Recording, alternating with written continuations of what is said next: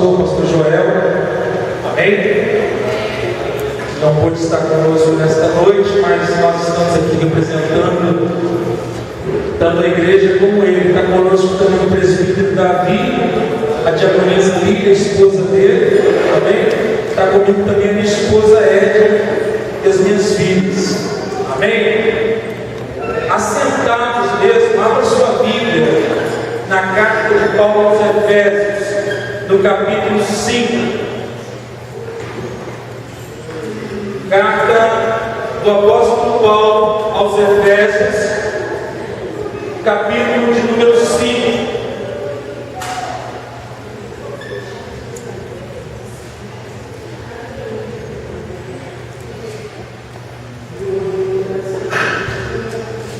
Nós louvamos a Deus pela vida da pastora Carla, esteve conosco no Congresso de Jovens, muito nos abençoou.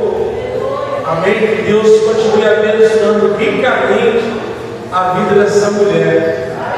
Louvado seja Deus. Amém?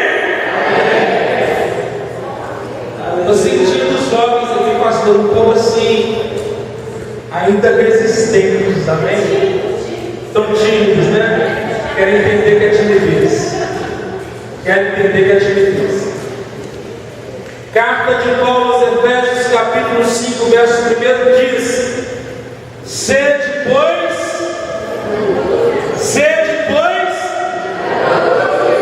imitadores de quem? De Carla, Gideão, Henry, imitadores de Deus, como filhos amados, e andar em amor como Cristo amou a igreja e a si mesmo se entregou em sacrifício vivo por ela. Amém, Jesus?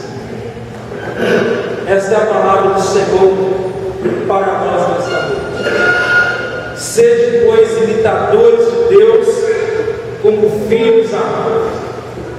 Quando nós retrocedemos alguns versículos dessa passagem, nós vamos encontrar o apóstolo Paulo no capítulo 4, exortando a igreja do Senhor, porque a carta de Paulo aos Efésios, ela não é uma carta particular, ela não é um escrito para um grupo seleto de pessoas, porque no contexto completo da carta não se encontra o endereço certo.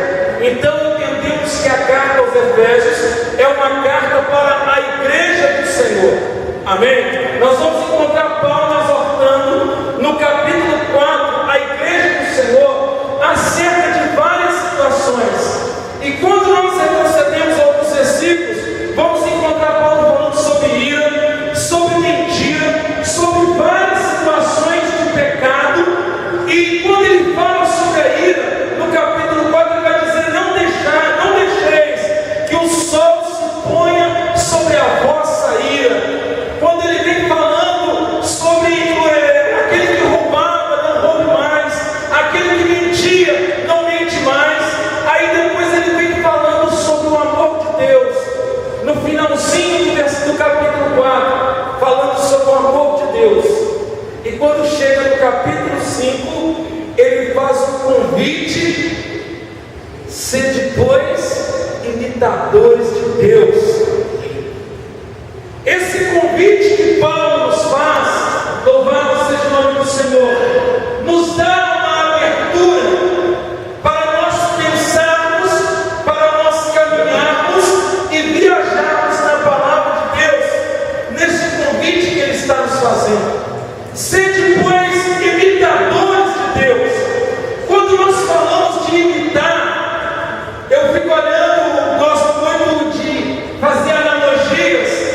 Essa semana começou as aulas da minha filha mais nova, essa que estava aqui dançando aqui, junto na hora do louvor. Começou as aulas dela, e a gente pensa que não, mas nós somos espelho para o mundo. Amém, Jesus? Nós somos espelho para o mundo. E a minha filha, a hora que ela recebeu a notícia de que as aulas dela iam começar, ela preparando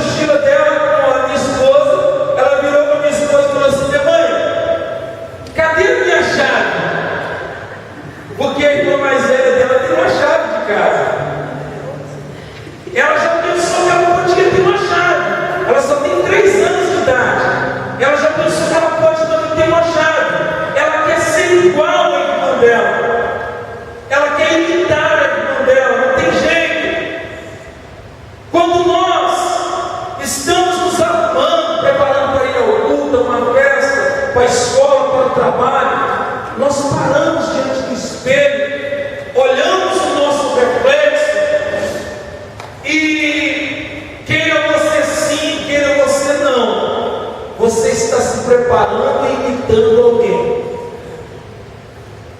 Não somos nós 100%. Não somos nós a todo momento. Estamos nos espelhando em alguém. O modo de pentear o cabelo, o modo da barba escanhoada, o modo do gel no cabelo, a roupa que vestimos, o chapéu que colocamos sobre a cabeça. Estamos sim imitando alguém. Não tem jeito. Estamos tentando trazer para nós a imitação de alguma coisa, de alguma pessoa. Nós vamos encontrar o apóstolo Paulo escrevendo aos Coríntios, no capítulo 4, na primeira carta, no verso 16, ele vai dizer assim: sede meus imitadores. Ele chama a responsabilidade para ele: sede meus imitadores. Mas quando chega no capítulo 11, no versículo 1, aí ele vai definir a questão de imitar. Ele vai dizer assim: sede meus imitadores, como eu sou de quem? De Cristo. Sede meus imitadores, como eu sou de Cristo. E eu começo a olhar para essa palavra, essa questão de imitar, e quero definir alguns conceitos para as nossas vidas, para a nossa vida aqui nessa noite. Quando nós falamos de imitar a Deus, aí nós podemos cair no nosso pensamento de pensar: como que eu vou imitar alguém que eu não estou vendo? Como que eu vou imitar alguém que eu não conheço pessoalmente? Eu nunca estive com ele fisicamente. Como é que eu vou imitar essa pessoa? O apóstolo João, ele vai escrever dizendo assim: como você pode dizer que ama a Deus a quem você não vê, se você não consegue amar o seu irmão a quem você? Amém? Como é que eu vou dizer que eu vou imitar a Deus que eu não vejo, se eu não consigo imitar o meu irmão a quem eu estou vendo, se eu não consigo amar o meu irmão a quem eu estou vendo? O primeiro princípio para se imitar a Deus é o amor. Não tem como se imitar a Deus se nós não amamos. Não adianta nós amarmos só de palavras. Precisamos amar também fisicamente, visivelmente. Precisamos amar com atitudes. E se tem alguém que sabe amar com atitudes, esse alguém é Deus. Nós olhamos para a Bíblia, louvado seja o nome do Senhor, achamos muito bonito a passagem quando encontramos lá no Evangelho de João, no capítulo 3, João dizendo assim: porque Deus amou o mundo de tal maneira que deu seu Filho unigênito, para que todo aquele que nele crê não pereça, mas tenha a vida.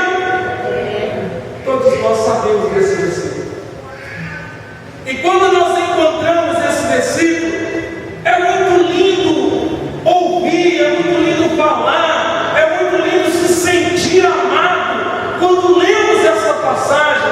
Louvado seja o nome do Senhor. Mas só que tem um detalhe, querido: o amor de Deus, ele não aconteceu por acaso.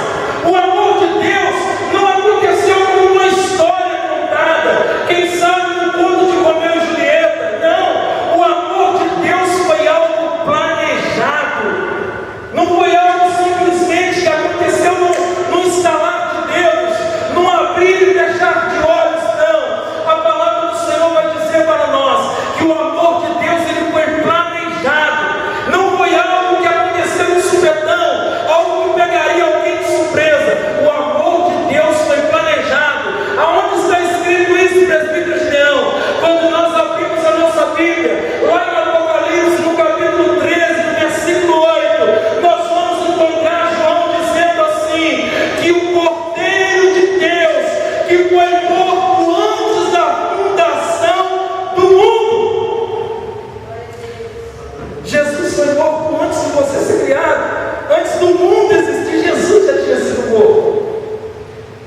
Você já parou para pensar nisso?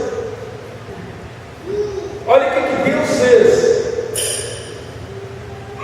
Antes de o mundo existir, Ele já tinha um plano para a redenção do homem. Antes do mundo existir, Ele já tinha um plano de salvação para você e para mim. E é sobre isso que eu quero falar. Imitar a Deus. Quem planeja sempre vai surpreender. Você pode dizer isso para quem está do seu lado? Quem planeja sempre vai surpreender. Mais uma vez, eu tenho que dizer: quem planeja sempre vai surpreender. Agora, quem não planeja sempre vai ser apanhado de surpresa. 1-0 para Jesus.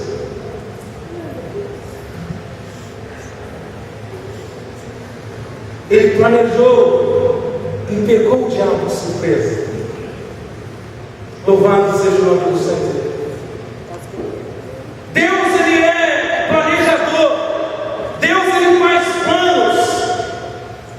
Nós precisamos imitar a Deus nessa situação. Planejar a nossa vida. Planejar o que vamos fazer. Planejar aquilo que vamos comer. Planejar o que vamos beber. Planejar o que vamos oferecer.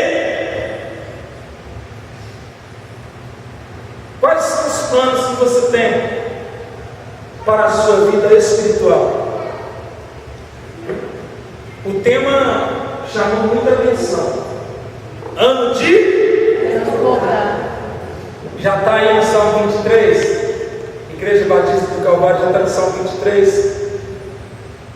Recalcado, sacudido, transbordando.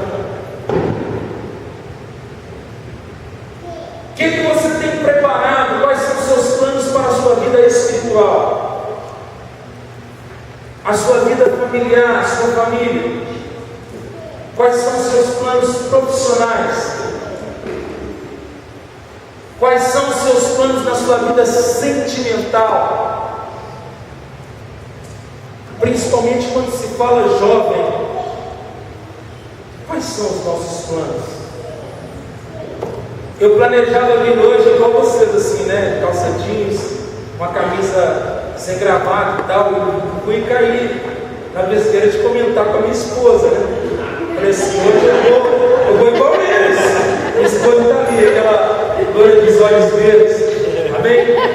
E aí eu caí na besteira de comentar com ela. Eu falei: não, eu vou hoje de calça jeans e tal, com a camisa assim, vou menos social hoje.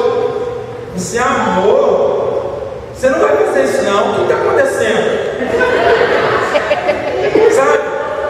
Não, eu quero ir desse jeito. Não, você não vai desse jeito não, porque é costume, eu fui ensinado assim. Desculpe vocês, mas eu fui ensinado assim. O meu ministério foi feito assim, dali o presbítero Davi também não me deixa mentir sozinho nessa situação. Amém? Ele não vai me deixar mentir. Nós somos ensinados assim. Pregador para subir no altar da igreja tinha que estar de terno e gravata. E eu falei assim: não, eu creio que lá é tudo de jovens hoje, eu vou igual um jovem. A minha esposa já olhou para mim e já me censurou e me proibiu. Ela cortou os meus planos. Amém? Eu ainda tentei, passei a calça jeans, olhei para ela e tal, pendurei ela de volta, peguei o social, coloquei, não teve jeito. Amém? E o que você tem planejado para a sua vida? Porque assim como aconteceu comigo, a minha esposa me censurou, o inimigo ele vai sempre querer também censurar os seus planos. Amém? Ele vai sempre querer censurar os seus projetos, aquilo que você tem sonhado, que você tem idealizado, aquilo que você tem em perspectiva para a sua vida. Paulo está nos convidando aqui a imitar a Deus. Deus ele não recuou diante da atitude de Satanás. A palavra do Senhor diz que Satanás ele entra no Éden, ele tenta atrapalhar o projeto do Senhor, mas Deus não recuou diante da investida do inferno. O que acontece conosco é que diante vela, nós recuamos dos nossos projetos, nós recuamos dos nossos sonhos, naquilo que nós estamos pensando para a nossa vida. E acaba que nós entramos numa situação de desorganização. A gente começa a crescer, passa dos 3, 4 anos de idade, que é o que a minha filha está agora menorzinha, e a gente começa a sonhar, fala assim: papai, eu vou ser veterinário. Daí ela muda de ideia e fala assim: não, papai, eu vou ser professor. Aí cresce,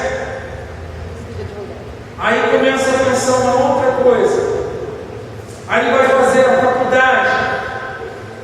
Eu tinha uma colega de trabalho que ela trancou 3 matrículas de faculdades diferentes, que ela não sabia o que ela ia fazer da vida dela. A Fabiana entrou esse ano na faculdade, eu trabalhei na Estrada de Sá, ela entrou esse ano na faculdade dizendo assim: eu vou fazer psicologia. Aí quando chegava no meio do ano, a Fabiana trancava a matrícula de psicologia. Aí no ano que vem, a Fabiana entrou na quarta faculdade de novo, eu vou fazer ciências exatas. Chegava no meio do ano, a Fabiana trancava a matrícula de novo. Trabalhei lá 4 anos. No terceiro ano, vem a Fabiana de novo, toda alegre, começando, e vem a Fabiana: eu vou fazer recursos humanos. Eu falei: Fabiana, o que você quer da sua vida? Ela parava a aula, sentava para conversar comigo, eu trabalhava fazendo vigilância lá. Fabiana, o que você quer da sua vida? Até hoje você não definiu o que você vai fazer. Todo ano você vai fazer algo diferente. Quando chegou no meio do ano, ela me trancou a matrícula de recursos humanos. E eu saí da faculdade, saí de lá, e a Fabiana não tinha feito nenhum ano em nenhuma matéria. Deus, quando planeja, tem isso aqui: Deus, quando planeja algo, aconteça o que acontecer, o projeto dele vai terminar. Louvado seja o nome do Senhor. Eu não sei qual é o projeto que você tem na sua vida, mas entenda uma coisa: aperta o cinto, porque Deus quer ver o seu projeto concluído para a glória do nome do Senhor. Imitar a Deus, nós podemos escolher aqui para várias situações, mas imitar a Deus, isso é para quem tem intimidade com Deus, é para quem está andando com Deus. Você está andando com Deus, amém? Amém? Amém. Imitar a Deus é para quem tem relacionamento com Deus. Você pode ver uma coisa: você vai se parecer com mais, vai se parecer mais com quem você anda. Você quer ver uma coisa? Vamos provar isso biblicamente. A palavra do Senhor diz que Jesus agora foi preso, e todo mundo fugiu. Aí pegaram só o Pedrão para Cristo, mas teve discípulo lá que fugiu até pelado. Amém? Pegaram só o Pedrão para Cristo, mas teve discípulo que fugiu até pelado. Você lê o Evangelho de João, você vai encontrar lá gente fugindo pelado. Amém? Mas pegaram Pedro, porque Pedro negou Jesus e tal. E aí Jesus está passando aquele negócio todo, e Pedro fugiu, foi para perto de uma fogueira se aquentar. De repente alguém chega perto de Pedro e diz: cara, eu conheço você. Você andou com Jesus. Não, eu não. E fugiu um outro lado da fogueira. De repente a criada da casa vem de novo: peraí, você, eu vi você na companhia dele. Não, eu não, você está enganado. Nunca tive com Jesus. Terceira vez alguém vem, chega perto dele e fala assim: você esteve com Jesus. Verdadeiramente você esteve com ele, porque até o seu modo de falar te condena. Quem tem relacionamento com Jesus fala com Jesus. Quem tem relacionamento com Deus fala com Deus. Você crê que você é voz de Deus na face da terra? Você tem um relacionamento com Deus, porque a sua boca é a boca de Deus sobre a face da terra. Quem se relaciona com Deus, a tendência é se parecer cada dia mais com Deus.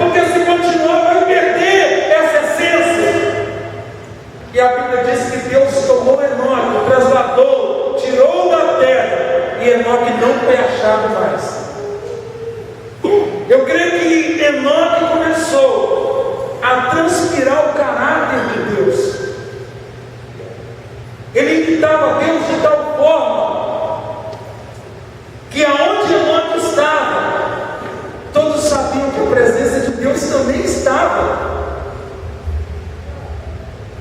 Imitar a Deus de tal maneira que onde você estiver, a presença de Deus também vai estar.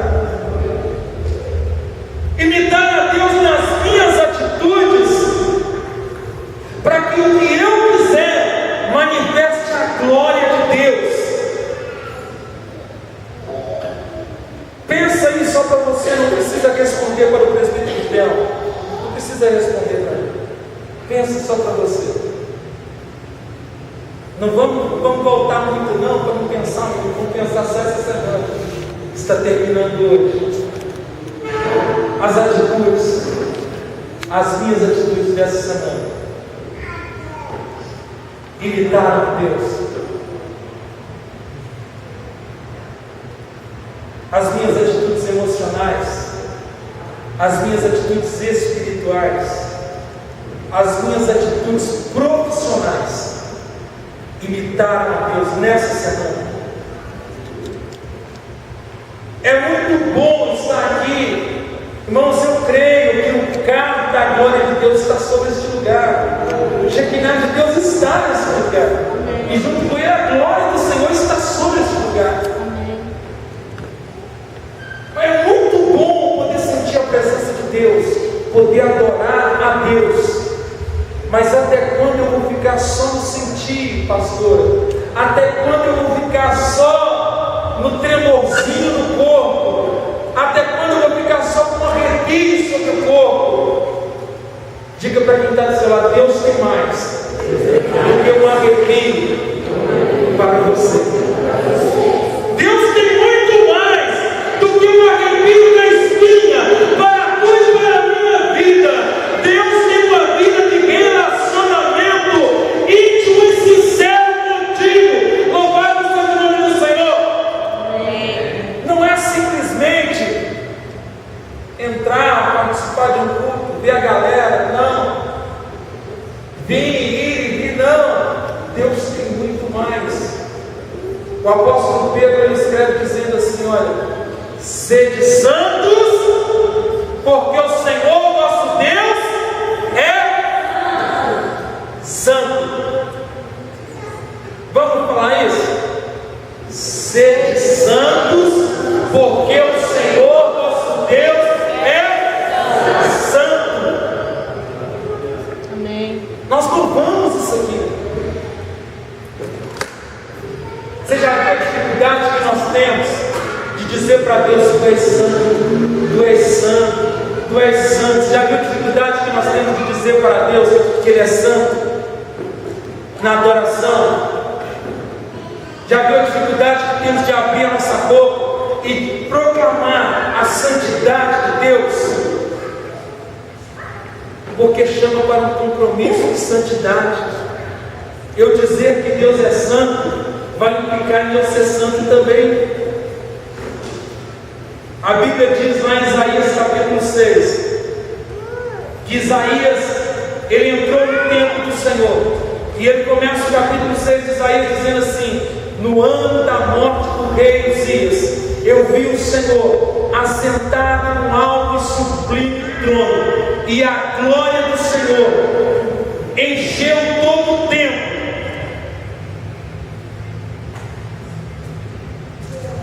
E em volta do Senhor voaram os seres celestiais, que com duas asas cobriam seus rostos, com duas cobriam seus pés, e com duas voavam.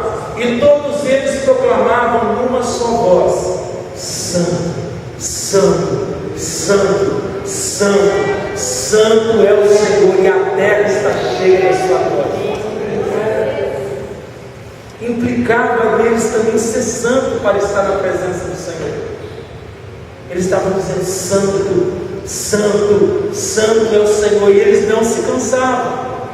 E cada vez que eles diziam Santo, Santo, Santo, mais prazer causava neles em dizer: Santo, Santo, Santo é o Senhor.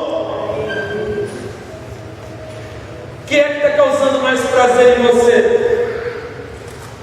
em dizer que o Senhor é santo, em adorar o Senhor na beleza da santidade dele, imitar a Deus, os seres celestiais que estavam em volta de Deus, imitando a Deus e dizendo: Ele é santo, Ele é santo. Deus, Ele é tão organizado nessa situação, que nós encontramos o texto de Gênesis no capítulo 1, dizendo assim: no princípio criou Deus os céus e a terra sem forma e vazia. O Espírito de Deus, havia trevas sobre a face do abismo, e o Espírito de Deus pairava sobre a face